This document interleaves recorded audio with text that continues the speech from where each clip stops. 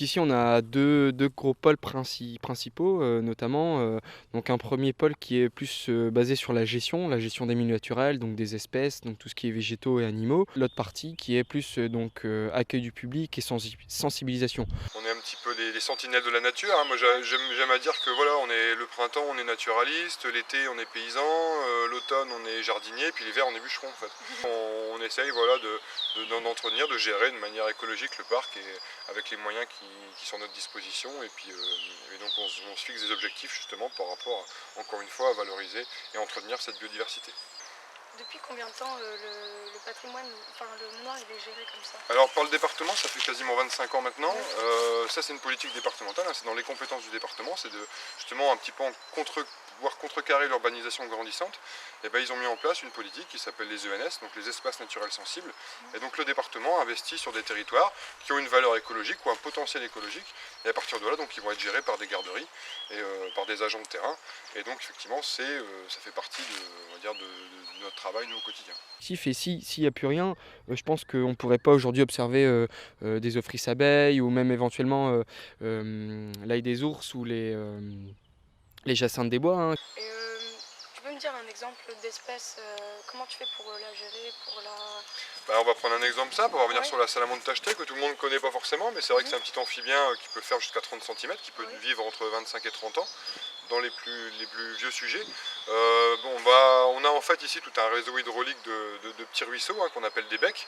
Et en fait les salamandres se reproduisent sur ces ruisseaux, ils pondent dans ces ruisseaux et après elles retournent se cacher dans les sous-bois. Et malheureusement avec le débit de l'eau, en fait les larves de salamandres avaient tendance à être emportées par le courant et se retrouvaient dans le village, se trouvaient un petit peu plus bas dans la plaine. Donc autant dire qu'elles n'étaient pas viables.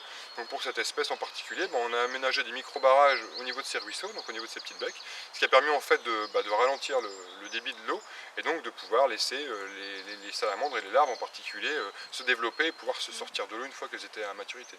Oui, donc après on a aussi des chauves-souris, différentes espèces de chauves-souris qui sont aussi sur le site, hein, notamment en haut du site sur la grotte Notre-Dame de la Salette, qui a une chauve-souris emblématique aussi sur ce site, qui est l'oreillard roux.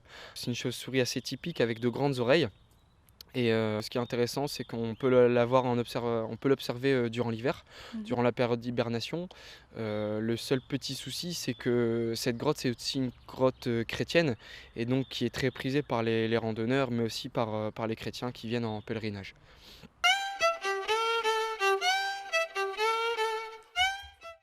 Alors nous on a deux casquettes, hein. On a à la fois la préservation de la biodiversité mais aussi l'accueil du public. Donc pour nous il est important justement d'essayer d'associer les deux, de transmettre un petit peu ce patrimoine aux jeunes générations, des scolaires, du public, de tout horizon. De tout horizon et pour le coup voilà, on arrive à avoir comme ça cette espèce de vitrine un petit peu de la nature ici dans les Flandres. Ce qu'on essaye de faire le mieux, c'est de justement transmettre cette fibre-là, de préserver et de sensibiliser à ce qui les entoure durant nos visites, de prendre conscience aux générations futures de ne pas faire n'importe quoi, de ne pas faire les mêmes erreurs que les anciennes générations ont pu faire, quoi. Parle un peu plus des animations.